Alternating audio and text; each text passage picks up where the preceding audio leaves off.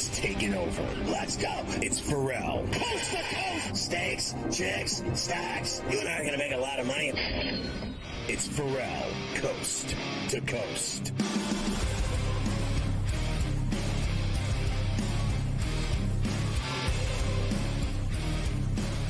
It's Ferrall on the bench, coast to coast in the biggest way possible. Hanging out the bad seed, a broken in a bad apple with a bad attitude. We are live in New York City, the Big Apple. Ooh. People dressed in plastic bags, directing traffic, some kind of fashion shade up should do, along with the Tutty and Tater King himself, the founder of the Aisle Seat podcast, the rights holder of the Sheet of Integrity, to put it with a golf guru, Carver High this afternoon, ladies. Mafia running it along with Luka. I'm your father. The rundown on a Where Do You Hurt Wednesday. Oh, look who it is. Our boy Goody. We'll have Goody in the first hour, but first, Morency, a double shot from Vancouver, British Columbia. Jeff Goodman from Field of 68. My old buddy Goody, styling. Second hour, Cam Stewart live, the Prime Minister from Toronto, talking golf at PGA National this week down in Jupiter, Florida. He'll be talking to Carver High. And then Stewie, Keith Stewart from Read the Line in the final hour with a double shot with Carver High, talking about said golf tournament. I was looking at, and I have to just pull it up here, Carver High. I had to grab this. I was looking at Sports Illustrated that I got. Oh, wow. And yeah, you know, it's still in business, believe it or not. I didn't know. They still send it to your house, or do they email it to you at this point? No, wow. I got hard copy. Hard copy of it. Wow. So I just wanted to let you know, they ranked the 50 greatest NFL games ever. This would have been the Super Bowl edition that came out in February, so it's almost the end of the month. But before it ends, I want to tell you, at the very least, the 15th greatest game. I'm just going to go cut to the chase. Niners over the Bengals in the Super Bowl in 89 down in Miami at Joe Robbie Stadium. The 14th was the Steelers' last Super Bowl at Raymond James when they beat the Cardinals 27-23. The 13th best was Eagles over the Pats in the Super Bowl at U.S. Bank Stadium in 2018, 41-33 Eagles. Of course, everyone remembers Foles in that game. The 12th best game was the Chargers 41-38 over the Dolphins in the AFC divisional playoff game at the Orange Bowl in 82. The 11th was Pats over the Seahawks in the Super Bowl at the University of Phoenix Stadium in 2015. Everybody remembers Butler, the pickoff at the goal line when they should have gone with Marshawn Lynch. 10 was Broncos over the Browns, 23-20 in the 87 AFC Championship game at Old Municipal Stadium. Number 9, Giants 20-19 over the Bills in the Super Bowl in Tampa in 91. I didn't really want to bring it up.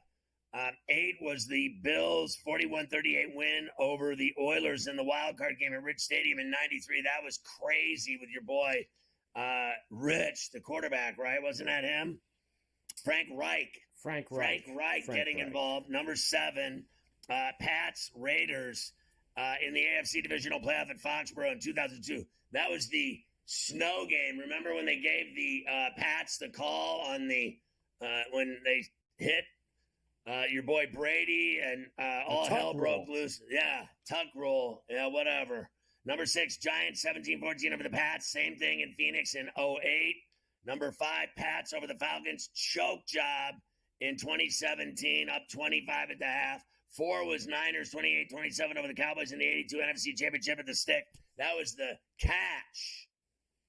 The great catch, of course, in the end zone. Dwight Clark. Number 3 was Jets over the Colts in the Super Bowl in 69.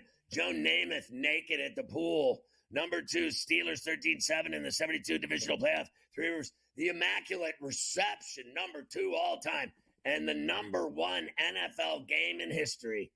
Packers 21-17 over the Cowboys at Lambeau on New Year's Eve in 1967. I think that was the 13 below when they played the Ice Bowl. The Ice Bowl game. Carver High, the top 50. Sports Illustrated still in business with Simone Biles, the sports person of the year. There she is. She said she's one bad bee.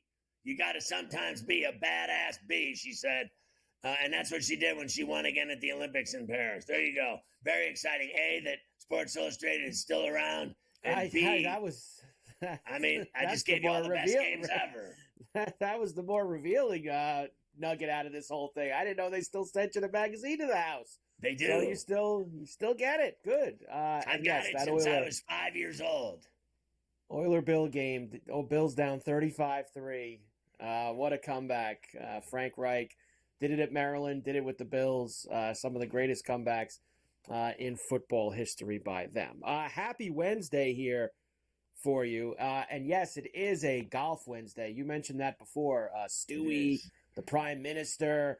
We're going to get loaded up as we start the Florida Swing. One of my favorite courses. PGA National. Love it. Love the Florida Swing. A great month of golf. PGA National, Arnie, the Players, the Valspar, like 4 great tournaments in a row. I played National with Waldo like 10 times. What Waldo shoot? About 110, 105? Waldo's probably pretty good. He's probably a little bit better than that. Maybe not anymore. But, he shot around an 88. Well, there you go. He's got a lot of time on his hands, so I'm sure that he was able to do that. So plenty of golf on Golf Wednesday. You've never seen a swing like you've seen his. You've never seen. Did you know he stops at the top? He's got like that Barkley. Stops. That Barkley. Like a full stop at the top, and then he comes down. And meanwhile, I'm in there just wailing from the top. I don't slow down for anything. I got full speed ahead. Big ball. By the way, watching the soccer here, a lot of Premier League action. Already a winner with Haaland, first goal at plus 370 in this Man City game. We got him for 2 as well. Hopefully he comes through. I've got Salah for first goal and 2 in the Liverpool game that's going to start in about 5 minutes against Newcastle. So adding some Premier League to the card on a Wednesday as well. We're putting it with the golf, too. I'm going to watch Liverpool. I got it on right now. I'm going to watch. Let me know when Salah hopefully gets the first goal to kick things off for us here. Luka last night. I said I just wanted a triple-double. I didn't need to go all crazy. Boom. Triple-double for Luka. Lakers beat the Mavs in his first game against them. But really, I thought, and we'll do this later on when we play the highlights and stuff, Luka was good, Scotty, but LeBron's the one who won him that game in the fourth quarter. He was ridiculous, 16 points. There's no doubt that he iced it for him. And the other good thing was, remember I had Morency on, and I said, give me the Mavs in 9, the over on Irving 26, the over on Clay 14, and that hit for, 9-1 or something? It was ridiculous. Yeah, it was good. I had altered Kyrie up. I did a little ladder on him. I had him to 35, and he got that with that free throw he made in the last minute. So nice 35-point hit for Kyrie. It was a good night all around in that Laker-Mav game for me. So we have that. We have all the NBA tonight, including Pistons-Celtics. Whoa. Pistons have been good. Quite the measuring stick for them. Celtics didn't cover that big number last night in Toronto. Only won by 10. We'll see what they could do tonight in Detroit, as they're laying 4.5 on the road. We've got a huge college rack slate tonight that we have to go through. We've got tons of NFL hit last night in college basketball? And lots of NFL news from the Combine down there in Indianapolis, as it seems like everyone wants Matthew Stafford all of a sudden. The Giants, and they Raiders. Did the players survey where they rated all of the everything in the NFL, coaches, facilities, teams, you name it.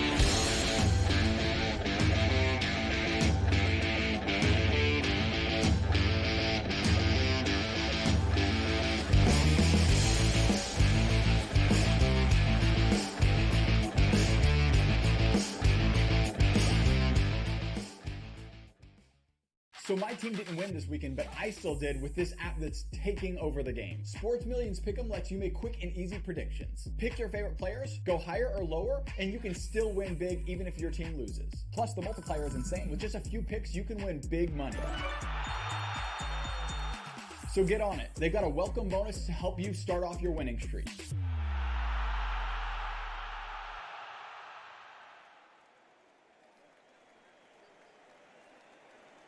anyone that's been to a sporting event, the atmosphere before a game, I think Game Time Decisions has that same exact atmosphere.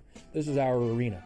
This is what we do. There is going to be an energy to Game Time Decisions that you will feel night in and night out. The excitement you get when you lock your bets in, when you're figuring out what you want to do, we can zone in on the biggest games each night. I want this to be the place that people come to before the games start so they feel as ready as possible to lock in their cards. We are going to hit every single one of those markets that you need to know about. We're going to go through every single thing, and I've got a great team behind me that's going to help me get the job done. There is not going to be a better place, I promise you, than Game Time Decisions to get that new information, react to it, and be able to then bet accordingly. We will have everything at our disposal, and we will use that to our advantage. I'm Kevin Walsh. Tune into Game Time Decisions from 6 to 8 p.m. Eastern on SportsGrid.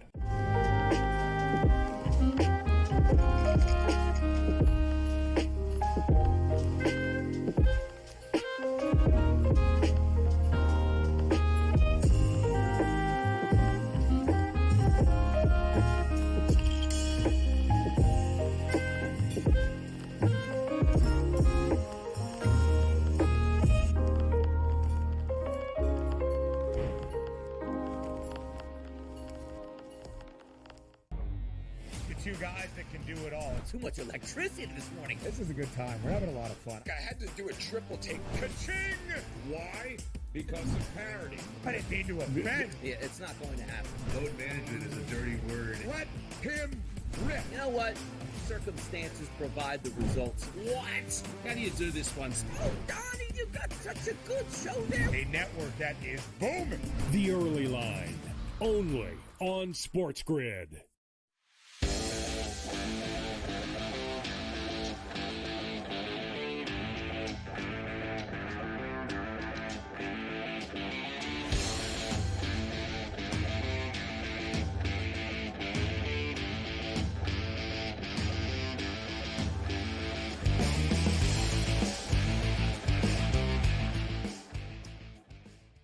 You can catch Morency every night on Sports Rage weeknights at 10 East along all of our outlets on TV and radio, and you can catch him here on Coast to Coast every day from British Columbia. I don't know if you heard me earlier, but I was going through the Sports Illustrated top 50 NFL games of all time, and number 9 was the Giants beating the Bills in the Super Bowl 20-19 in the game in Tampa in 91. Of course, Norwood missing the kick. And then number 8 was the Bills' 41-38 win in the AFC wildcard game at Rich Stadium back in the day in 93 when Frank Reich brought him back from 35-3 to win it. Even after Houston had tied it on a field goal with a couple seconds left, Christie hit a 32-yarder to send Buffalo to its third straight Super Bowl. What do you remember from those two games? Obviously, one is a heartbreaker, and the other one was the craziest game maybe you ever saw in your life. Yeah, I guess the subjective greatest games ever. The way that the Buffalo Bill New York Giant game turned. I'm surprised that that's ranked as high. I don't know if it was a great game. It was a low-scoring game. It was a super close game. The Bills set a record in that football game, actually. They scored a point a minute. They only had the ball for 19 minutes in the football game. That's one thing. People will always talk about Norwood missing the field goal, and he did. But it was different in those days. Anything past 45. Like, Norwood was good on turf. He wasn't good on grass. Like, in the modern era, we expect kickers to make 55-yarders, right? In those days, it was more sort of like 45-yarders. But the Bills couldn't stop the run in that game. And you know what won that game, too, is Jeff Hostetler. Right before the half of that Super Bowl, guys, Bruce Smith smoked Jeff Hostetler in the end zone. And Bruce Smith said after that he hit him as hard as he's ever hit a quarterback in his life. Like, he came in, hard, and he swatted his arm. Somehow Hostetler didn't fumble the football. It was a safety only. If it would have been a touchdown, the game would have been different after. But shoulda, coulda, woulda. For me, I think back, Scott, I would have to say the greatest game. Like, if you ask me as a lifelong fan, like that Bills-Houston Oiler game was insane. But for me, it's the Dolphins and Chargers, the Kellen Winslow being carried off the field after. Like, as a kid growing up, and even after all these years, like if somebody asked me the most memorable NFL football game, I'd say, that game for me is what sticks out for me the most. Yeah, I mean, where's that ranked? Where's that one ranked? Like I have to search it down, but I went through the top. That's got to 15. be like top 5, top 7. It's got to be right up there. That one. And what was the game again in terms of the score? Dolphins Chargers. Who I think it was 41-38. Yeah, it didn't make it. It didn't make it. But I know that was just in terms of the top 15. And as there was a Dolphins Bears game in the Orange Bowl in '85 that made it with Marino. I'm just looking at it right here. Yeah, the undefeated Dolphins, team. Chiefs. That was in '71 in the divisional. I think when I remember Garo Yepremian at the end of the game, didn't he miss the field goal or swing and miss the field goal, something like that? I know that game that you're talking about is probably on this list. But there's so many of them. There's 50 of them, so it's hard to nail it down. But I'm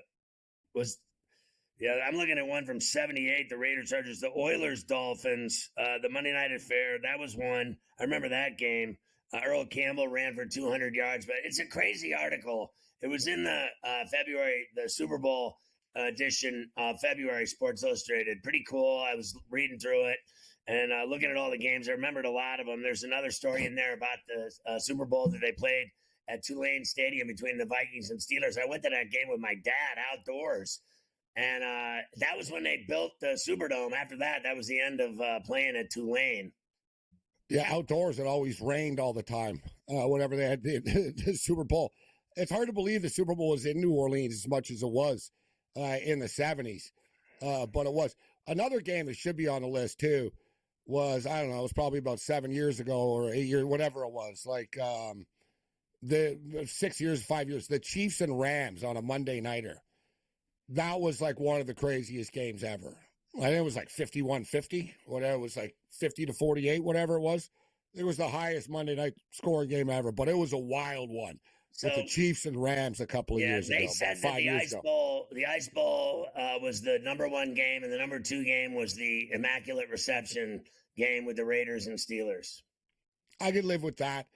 I think of, best game, like I said, like that Super Bowl with the Bills and Giants. It was a 2019 football game. Yeah. Like, it was close, but it was a slugfest. Like, there's been better games. I would rather watch that than the game we watched this year. Yeah, well, this year was sort of like old school Super Bowls, right?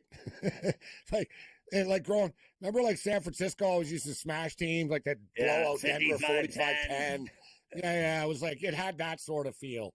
But when KC lost their Super Bowl to Tampa Bay, they also got blown out. So they've been blown out twice in Super Bowls now. When they are talking this week about Kelsey coming back, what does that do for you? Did you think he had faded this year? I did. I think he did a bit. I think their offense is faded as a whole. I don't think it's all on him per se. But, there's no way, Scott, that lifestyle doesn't catch up to you, bro. Like, he's not young to begin with. And after every game, he's getting on planes. He's flying around all the time. He's going to, Brazil or Argentina for Taylor Swift shows. Sounds like you going to concerts. Yeah, exactly. But I don't have to suit up and I'm not a professional athlete, right? Yes, you are. Yes, well, you are. I'm a machine. I can go harder than Kelsey. I can handle his lifestyle. But so, what did you think? I do think he's got a year left in him, though. Like, let him get a swan song on the way out. Well, what did you think of the Mavs +9, the over Irving and the over Thompson? It hit. Oh, we killed it yesterday. I said Klay Thompson's gonna have a big game. Boom! He scored 11 straight points. I said Kyrie Irving, and it was funny, Scott. Cause remember that? I was like, Kyrie Irving's the play here tonight, guys, and. Then later, Scott, I saw him outside the arena, a picture of him looking up at the Kobe statue. And they said, yeah, he spent a lot of time. He spent like a bunch of time outside the arena earlier today, sitting in front of the Kobe Bryant statue. I was like, oh, he's so going off now. Like, there's no way he's not going off tonight. Fun game last night. Special place playing for them. Playing for Boston, same thing. Those are the 2 best franchises ever. As simple as that.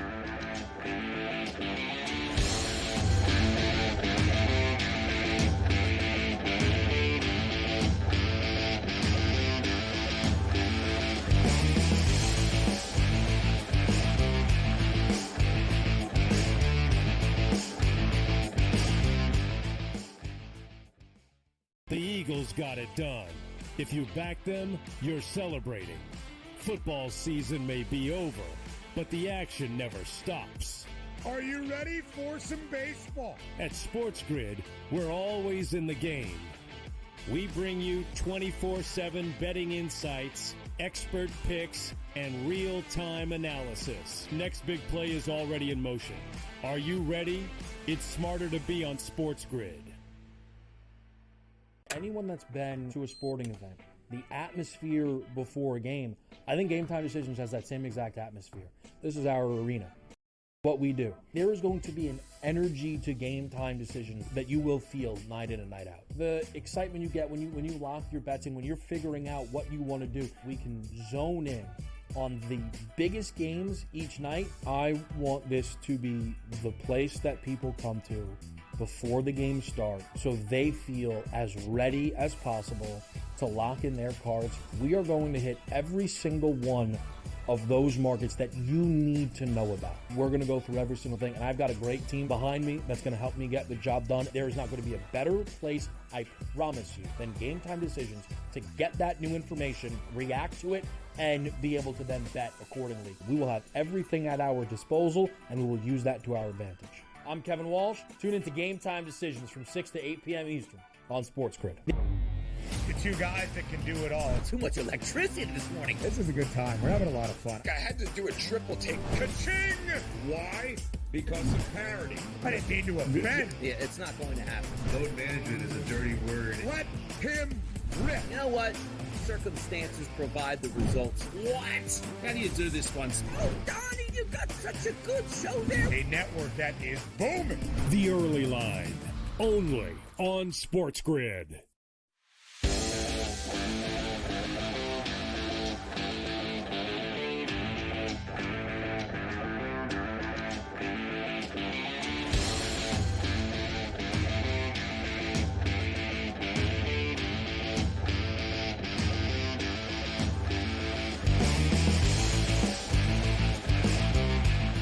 So we're talking to Morency. Briefly, tell me about your Whitecap team, and do you like watching these games? Like I'm watching Liverpool and Newcastle at Anfield. It's pouring rain.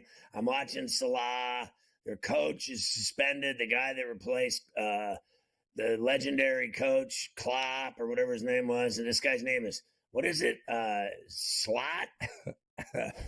That's great. His name is Anders Slot. They go from the craps to the slot machine.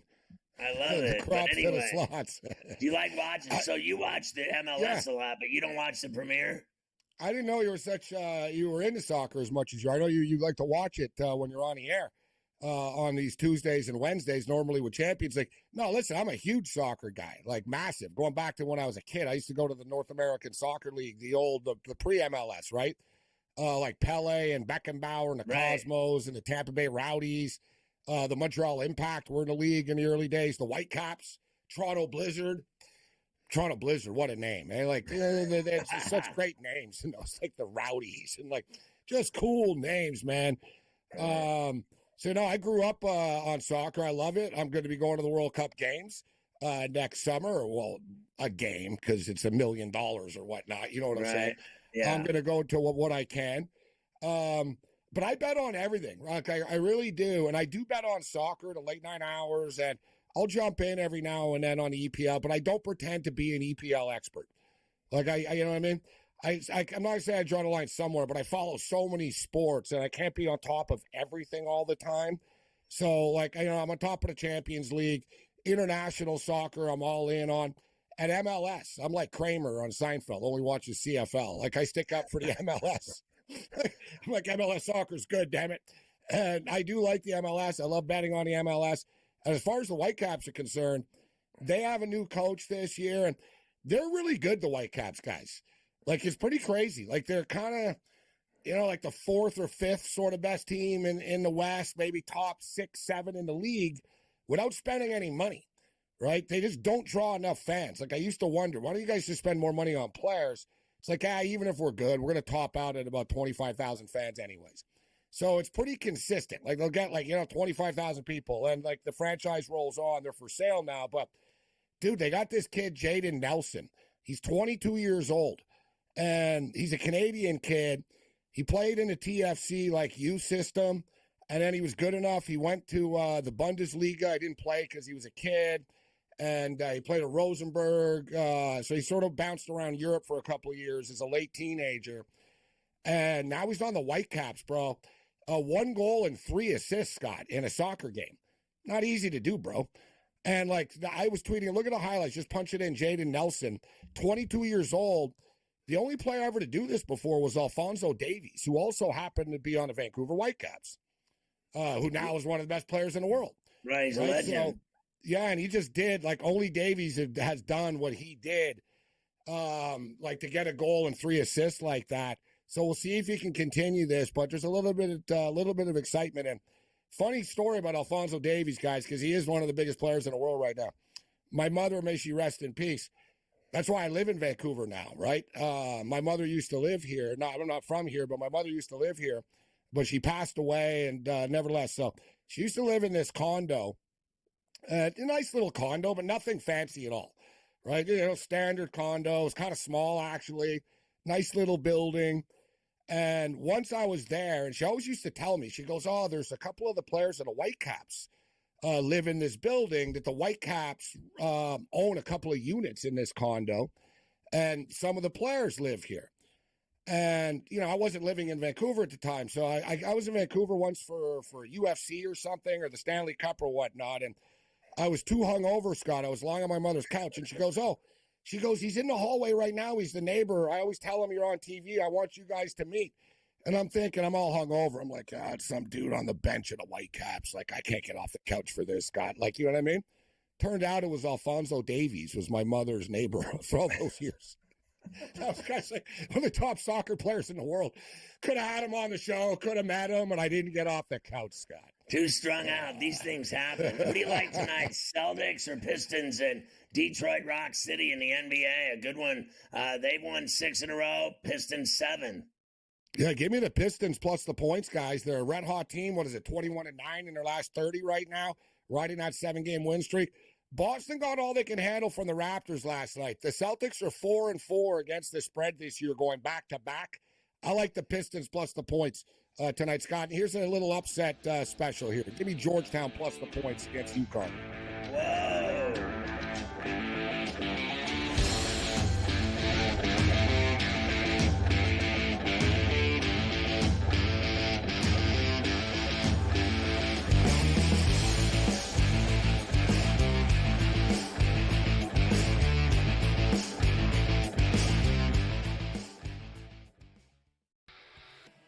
Brady Tkachuk saying that if his brother did miss that overtime period against Canada like we saw him do, it must be serious out there. And of course, Brady Tkachuk, not a doctor, but you've got to wonder the status of Matthew Tkachuk and what we're going to find out. Game time for all of these teams and all these players that were, teammates. Now they're facing off against each other. Now they're back to being teammates, whatever it might be. Like, it's time to get things rolling back in the right direction.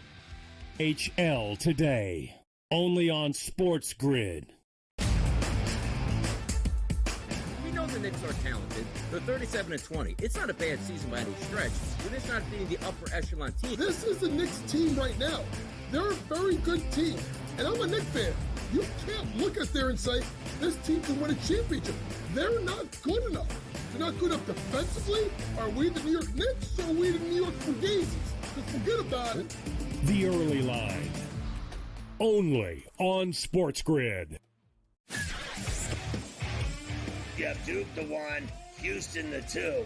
They're the 2 best defensive teams in the country. I want to see them play for the right to go to the Final Four because I think that would be a kick-ass game. Duke is really great on both ends of the floor. They can score and they can defend, and that's why they win by big numbers all the time, because they're really good on both ends of the floor. I don't trust Houston's offense. Ferrall coast to coast, only on SportsGrid. The Eagles got it done.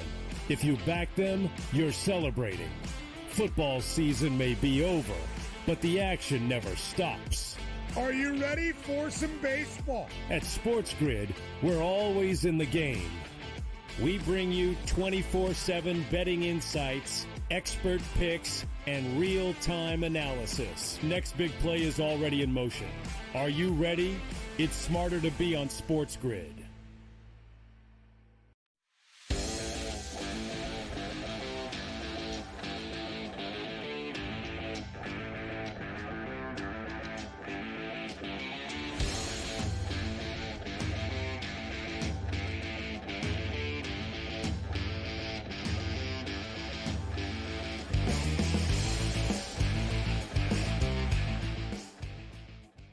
Oh, my God. This guy from Newcastle just missed a breakaway, and he got in the box, and he shanked it left. He had the whole net. He had the goalie falling down, and he shanked it. Shankopotamus to the left. Liverpool's on the board 1-0, and they got a goal. Not Salah, unfortunately. We needed Carver High to cash that ticket. But we're talking about the Lakers here and their win over the Mavs. They didn't cover, but they got it done, 107-99. They did get it done last night, and we will start there. 107-99 Lakers win. Luka Doncic facing his former team for the first time was the story. Triple-double for Luka, 19 points, 15 boards, 12 dimes in the game. He now has the 7th most triple-doubles of all time. He's 25 years old, and he's got the 7th most triple-doubles of all time. That will continue to grow. But really, late in this game, it was LeBron who got the Lakers home. He had 27 points. 16 of them were in the fourth quarter, doing some handiwork on TNT. One of the best plays of the night for the Lakers is Christie gives it up. Washington for 3, no good. Reeves up ahead. LeBron catch, finish. Wow! The athleticism to get in the air, catch a pass from 45 feet and finish it. Now LeBron just going to work. Christie guards Luka, gives it right back. Re-tee. LeBron will oblige with 1 to shoot. In! Rolls home! Yeah, 16 in the fourth quarter for LeBron. 27 in the game, 12 rips. Just doing it all. It's every night. I mean, they've won 9 of 11. They just keep winning, and I keep talking about this core of players that they have now. When you have Luka now with the ball, and you have Reeves available to score from anywhere on the floor, and LeBron for that matter, Hachimura, it goes on, and they're, turning into a dangerous team. Any talk, there was talk about 2 months ago that, they were awful. They weren't going anywhere. They're not doing anything. They're not going to make the playoffs, all this other nonsense. All these geniuses that talk basketball every day. The difference is they made the moves that they pulled off the trade of the century. I mean, can you even fathom that they got him? I don't care what they had to give up in Davis and whatever else. The bottom line is Christie and all these players. They got him, and now they're winning, and he hasn't even started really. He's had one game where he got unglued, where he just went off and had the 32. I mean, I thought last night that was a quiet triple-double. I mean, it was impressive, but he's had triple-doubles with 30-plus points left and right. He's averaged 30-plus in the playoffs. Only Jordan has done that. 2 players in NBA history. So, I mean, they are lethal now, and they smell blood. When they see the Thunder blow a 25-point lead in the second half at home, they know that they can beat them. I mean, they didn't even play them. They weren't even the team that did it. The T-Wolves did it. But you know that the Lakers were sitting there lying in the weeds watching going, we can beat them with this core we got now. No doubt about that, especially the way what these guys are playing. Of course, Luka playing the Mavericks, he was very happy afterwards to get this over with. I mean, the closure is going to take a while, I think. It just it's not ideal. But, like I said, I'm glad this game is over. There's a lot of emotions. But we go little by little, and every day is better. Listen, did you see him doing push-ups on the floor? And did you see the pictures of him looking over at Nico Harrison in the stands? Wow. I mean, this guy, he is going to haunt that guy forever. When the push-ups, the guy, Harrison, was like 20 feet from him. On the other side of the floor, he was doing the push-ups right. That one pick's great, where he's, like you said, it almost looks like a painting, where he's staring at him out in the crowd with the bat. After he knocks down a big bucket. And did you see his no-look behind the back, over-the-shoulder pass for a 3? That was to Reeves, right? He threw that to Reeves over there on the side, and he hit it. Listen, he's that's what very the motivated. Mavericks don't have. For my money, Kyrie's a scorer, pure and simple. He's a isolation, ankle-breaking, no one can stop him scorer. And I think this other guy is a all-everything. He can score, he can pass, he can rebound, he can do anything. His passing is, like Magic Johnson. I mean, it's Johnson-esque, as simple as that. Unbelievable. LeBron also afterwards, very proud. It's a lot of emotion that goes in when you give so much to a franchise and you sacrifice for a franchise, and you have that type of love and respect for the franchise. And throughout all the journeys, went to the finals, all that stuff, and he's grown from being an 18, 19-year-old kid to now 25-year-old man and family and all that stuff. So you grow into a family with the franchise, and when you move on or they move on from you, it's very emotional. Obviously, it's very taxing, and it's probably a lot of things that was going on in his head that probably didn't even involve the game itself. So and with that said, I thought he handled it tremendously. They did it to him. He didn't pull a Butler, and Jimmy Lymphoma, destroyed the Heat on his way out of Miami for the last 2 months. He was impossible. He's an absolute team wrecker. I don't care what anybody says. And then this guy, Luka Doncic, never saw it coming. They just did him. They traded his ass in the middle of the night on a Saturday night. Right before midnight. They're like, see ya. So you better believe there's emotions, but move on, go to another team. He got dealt hard, like dropped hard, like a divorce, like your chick leaving you for another guy. I mean, he got just waxed, but they're going to rue the day they did it. They're going to rue the day they did it. I mean, he's unbelievable. And, especially coming from LeBron, as we've seen him move around like a weather system. He's gone wherever the winds are. He can't. He had to travel to get those rings. He's definitely had a bunch of moving trucks in his day. LeBron's had to pack up the moving truck from time to time at some of his stops. One more thing on LeBron, off the court related. You don't usually get many of these from him. LeBron and Bronny deny allegations that were made in a lawsuit alleging their involvement in a 2022 car crash just outside of Los Angeles. Apparently, this woman got hurt in the crash. She's suing LeBron and Bronny. They said they basically don't know what you're talking about. It's pretty much they weren't even in the car crash. That's what they say. So sometimes. People think they're friends with celebrities and movie stars and stalkers, and I got in a car wreck with LeBron. I swear to God, he broke my neck. Yeah, sure. It's so good we'll luck see how beating that him one. in court with the money he's got. Good luck. He's very Good luck, powerful honey. people. Very, very powerful. The best all right. car crash ever was Tiger's. To hold down the canyon thing. I mean, that was crazy. And his other one was pretty good, too, with a wife chasing him with a golf club and smashing up the car. And then his third one with the pills and the booze. I mean, he's notorious OG with the cars. He's had a couple of off-the-field incidents, I guess you could say. He's had a few off-the-field incidents in the Remember, past wasn't he 15 driving years. to the Genesis doing about $110? Yes. That's down that road, like you said, that road that goes winding down that big hill, and he was doing that. All right, I'll give you the rest of last night's games after you talk to Goody, and then I've got a bunch of games tonight, including that Boston-Detroit game at Little Caesars, which is going to be a good one tonight. So we have to go through all of that. Yeah, and we got to talk about Tatum. Here's another one. He's mad at everybody. He doesn't think he gets enough recognition. What is next?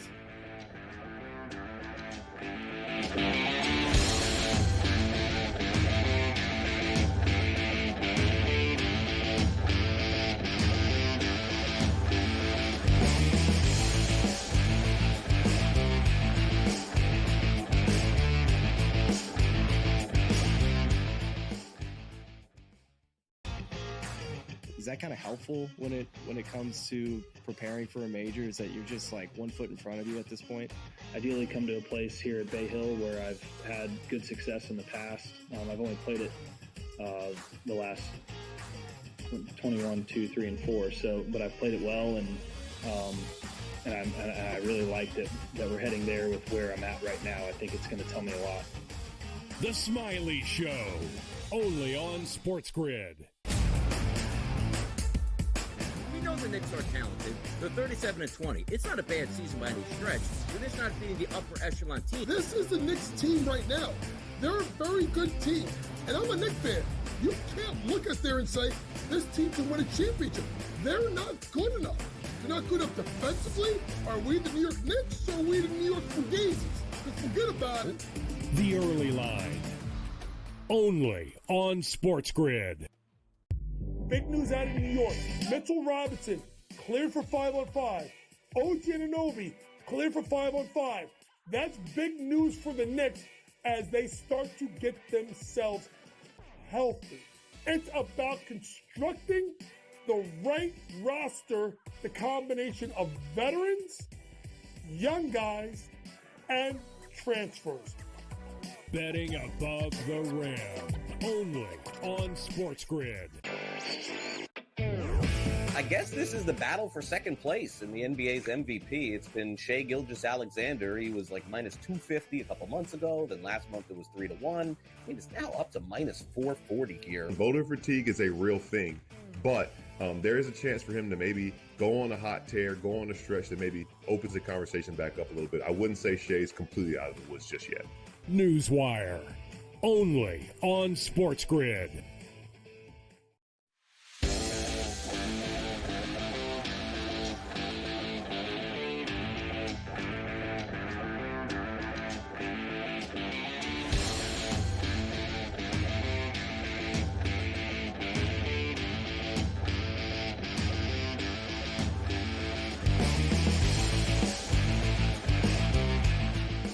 So, Goody's back on the show. Jeff Goodman, the stuff of legend from Field of 68, his new television enterprise and radio network. They're also like SportsGrid on Sirius XM.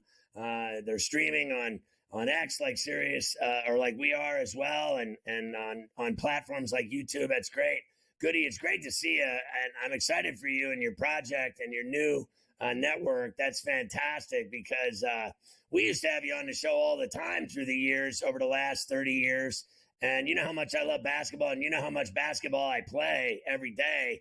I got a big game tonight, a late tip at 9:30 against our arch rival. So I'm excited. You were at that Duke blowout at the Garden. My God. And then last night they did it again. They covered the 24 and a hook, and they won by 30-something against Miami. But Miami's awful. They're hiring that Jai Lucas, right? The kid that's an assistant for Shire.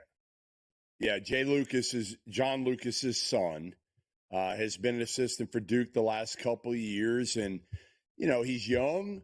And I think there's something to be said for that these days, right? Is you want to hire somebody who's young, who's not going to fight the kind of the new age of, you know, college sports, really, and the portal and the NIL and all that stuff. And, you know, again, Jay's got good contacts. We'll see what he can do in terms of bringing in high-level talent. Miami's got money. Listen, Miami's got money. Obviously, football's still paramount there, but they got enough money that they can be competitive. And if you get a kid down in Miami with money, the only thing you got to worry about is keeping them focused. You and I know, living in Miami and staying focused. I was never focused in Miami, but I'll tell you what, I had a lot of fun there. And, you know, I thought Larinaga did a great job, took him to the Final Four. And then all those kids wanted all that greed and money, and they all bolted and left him naked at the altar. And that's why he quit. I don't think that Tony Bennett had deep pockets in Charlottesville. I don't think they wanted to spend on that team, even though he was a great coach. Indiana's got deep pockets, as you know. Do you think they're going to get TJ, or are you hearing something else? Because I've wanted Mick Cronin. I know that sounds impossible, but I don't think they like him at Pauley. I think they're getting sick of him. The LA Times bashes him every day. He bashes his own players. I don't think UCLA likes that. And I would love him in Bloomington. He's a Midwest guy. He loves the ponies. And then I would really like Chris Beard. He had a bad day, but he can coach. Bob Knight had a lot of bad days. There's been a lot of coaches that have had bad days. Rick Pitino, for Christ's sakes, take him to a restaurant. You know what he's capable of. And they forgot about that. How can you not want Chris Beard? All right, so my daughter, in full disclosure, is a junior at Indiana, Ferrall. So that's what's up. I knew that. That's what's up. We need them to be good. All right, we need them to be good. And last few years have been rough for me trying to get to see my daughter because they just haven't been good enough. So Here's the deal. For me, I would go after TJ Otzelberger. I think he checks almost every box. The only box he probably doesn't check completely is the desire for attention, the desire to live in the fishbowl. He's got twins who are 10 and another kid who's 6, and living in Bloomington is small, right? Cronin, I don't think works right now in Indiana. I think they want somebody that's a little bit more low maintenance because Mick, as you know, he's flammable. He's flammable. And it's hard to do that in this day and age, Ferrall, because you're going to piss off some people if you are like Mick Cronin, and it's going to be harder to get top players. Beard, I think he's an unbelievable coach. Unbelievable, but obviously we know what happened a couple of years ago. He got hired. He got cleared. He got hired by Ole Miss, but the SEC is different, and Indiana is different than Ole Miss. So I think he's down that list as well. So I think Otzelberger, and then I think another guy that you got to look at is probably Greg McDermott. I know he's 60, and I'm not sure he wants to rebuild. Yeah, but he can coach. He can coach, and his style is very pleasing to the eye, especially in the offensive end. So I would say Otzelberger, and his buyout is only $4 million for him. It went from 15, 18 million last year. It's only $4 million now. So if I'm Scott Dolson, the AD there, and I might throw some money into the NIL just to help get TJ, maybe. I don't know. Right. Right. Do you think that, my friend Jerry Palm thinks they're the last 4 in, Lenardi thinks they're the first 4 out. If they beat Penn State tonight, they'll lose in Eugene, but they can win at Seattle against Washington. And I think the biggest game will be that Ohio State game, and they can't F around with that. Do they get in or not? I have no faith in them, if you're asking me that. I've watched them way too often under Mike Woodson. I mean, I have no confidence in Mike Woodson, to be honest, as a head coach to be able to win close games, right? I just don't. And to put the pieces together. I mean, this is a team that, frankly, looks like they got a lot of money, which they did. As a whole, they got over $5 million. And, there's a few players who have played hard. Trey Galloway, Anthony Leal. They've been playing hard throughout most of the season, and Luke Goody. But the other ones have been up and down. And again, I just don't have confidence in Mike Woodson. Finally, he kind of played the guys that were playing hard last game. And you got to keep doing that now. Do you so my kid's at San Diego State, he's a sophomore. He was going to transfer. He got into Indiana twice easily, but he stayed in San Diego, and he went to the game last night against New Mexico. Did that win get them over the hump and get them in? Yeah, I think they were already in before that, but that win solidified them probably on the 8-9 line right now. And Dutch has done an incredible job. Incredible. I mean, what he and Steve Fisher built there is amazing. Now, again, it's San Diego. So when you get a kid to San Diego, come on. It shouldn't be that hard. But where they started and where they are now is insane. And going to the, Final Four 2 years ago, last year, Sweet 16, your kids had a pretty good run there. Right. So, look, Goody, we're going to get you back on for sure. Conference tournaments coming up. NCAA's turning up around the corner in 3.5 weeks. Congratulations on Field of 68. We'll get you back on C2C. It's great to see you. Congrats on everything with your family and your daughter and your Luke. You know where.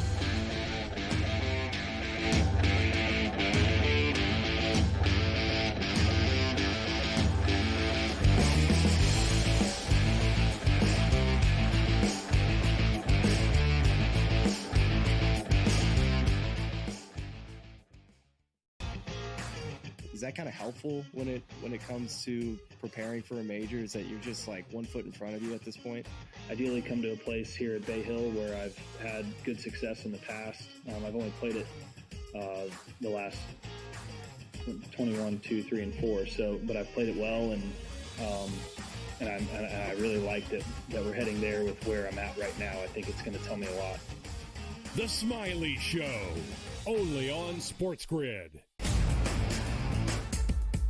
We know the Knicks are talented. They're 37-20. It's not a bad season by any stretch. They're just not beating the upper echelon team. This is the Knicks team right now.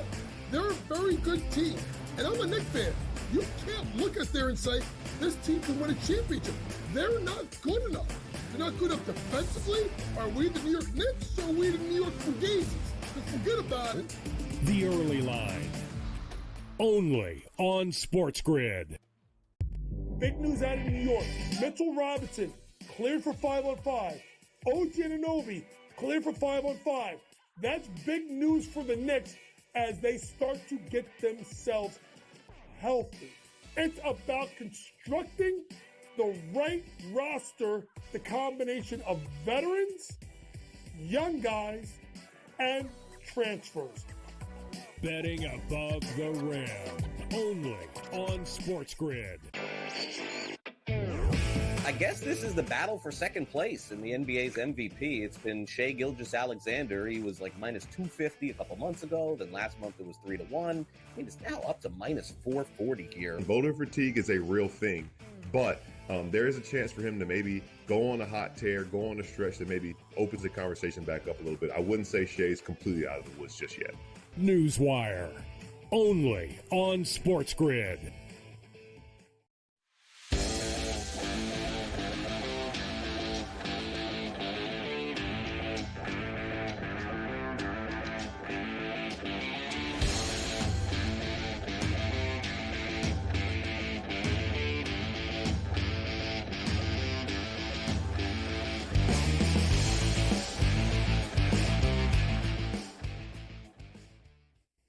Great to see Jeff Goodman, one of the great guys and basketball reporters of all time. He's got a good thing going. I'm happy for him. It's great to see him on C2C. We'll get him on more often.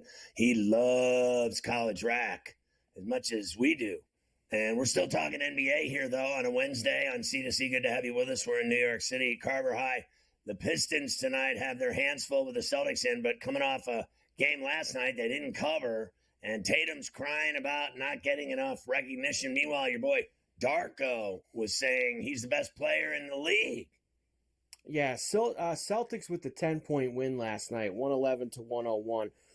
Kind of a ho-hum night for Tatum, to be quite honest with you. He had 19 points and 11 dimes. A pretty good night, but for him, the 19 points is probably a little shy. He did do an interview saying that he doesn't feel like he gets enough recognition for his achievements. Now, look, obviously he's been named to some All-NBA teams, some All-Star teams. He won the title last year. Brown ended up getting the MVPs in both the East and the Finals. He doesn't have any league MVPs. So, in terms of the big achievements, I mean, I guess it's not like he's Joker in terms of the achievements that he's had so far. Darko also agrees. Radjakovic, who we love from the Raptors, some very high praise for Tatum after the game. I'll tell you what. That guy is the best player on the best team in NBA, team that won the championship. I don't think that he gets enough credit on what he does on both ends of the floor for that team. Offensively, defensively, like we tried different things against him. We were trying to frustrate him with our physicality. He just kept going and kept making the right decisions. So they're really lucky to have a guy like him. Amazing player. I'm really, really big fan of his. I don't deny his talents or abilities and what he brings to the table. He's an amazing player, and he always has been. He was at Duke. He has been in the NBA. Now he's a champion. Sounds to me like he was jealous that Jaylen Brown got the MVP of the finals, is what it sounds like to me. Like, I don't understand, because, I guess you could feel what Darko said, that he doesn't get enough recognition. I guess that's feasible, that there's some people that think he doesn't get enough recognition, but I'm on the other side of the river. Like, whenever I see anything about the Boston Celtics, which is all the time, almost every day, it's always about him. He's the best player. And I think Brown's a badass, but they have all kinds of badass players on that team.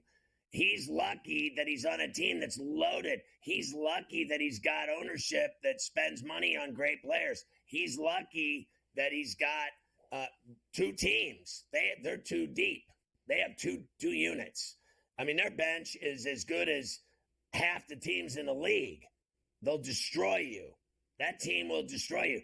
I would rather, I'll be honest with you, like I'm on a really good team, and I'm like, I don't matter, but I'll have nights I'll have 21, 19, 18, because I don't matter. I would rather be on a team, a good team that wins, than care about myself. I mean, honestly, like, wouldn't you rather just play with dudes that are great and win titles and win rings? And apparently he wants all this other stuff. Like, first of all, they gave more money than God. He's got all of that he'll ever need. And I think an MVP in the finals is coming. I think he'll win one of those. I don't know if he's going to win MVP of the league, because there are players that are more exciting than him. It's that simple. But when you start crying about it, that turns off media people. Like, it does, that vote on you. Like, you're crying that you're not getting MVPs and recognition. Like, honest to Christ, these guys, they make more money than God, and you're crying, and you win the championship. I'd rather win than have all that stuff on my mantle. I swear to God, I'm not even kidding. I love winning. I think there's two things in the last year that really stick in his craw. One was obviously Brown winning both those MVPs during the playoffs, and the other is Kerr burying him at the Olympics, and he didn't really play. And I think that also sticks in his craw a little bit of things that have happened to him in the last year. Well, then don't be on the Olympic team. He's got 2 gold medals. 2 gold medals, an NBA title, so quit playing for 3 the Olympics. first-team All-Pros. So that's don't play anymore, like you said. You already got 2 golds. If you don't like the way they coach you, then don't go.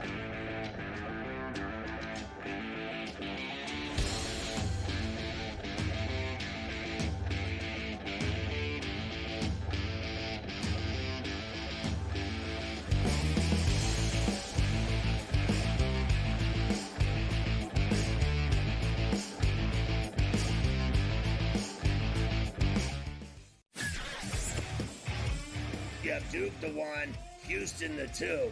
They're the 2 best defensive teams in the country. I want to see them play for the right to go to the Final Four, because I think that would be a kick-ass game. Duke is really great on both ends of the floor. You know, they can score and they can defend, and that's why they win by big numbers all the time, because they're really good on both ends of the floor. I don't trust Houston's offense. Ferrall coast to coast, only on SportsGrid.